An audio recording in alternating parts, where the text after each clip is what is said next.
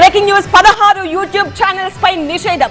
పాకిస్తాన్ నుంచి రన్ చేస్తున్న 16 YouTube channels పై భారత హోంశాఖ నిషేధం విధించింది.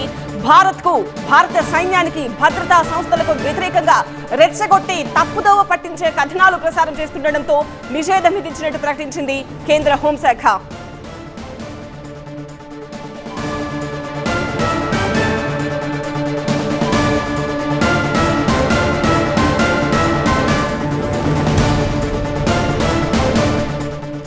పాకిస్తాన్ యూట్యూబ్ ఛానల్స్ పై నిషేధానికి సంబంధించిన బ్రేకింగ్ న్యూస్ మనం చూస్తున్నాం.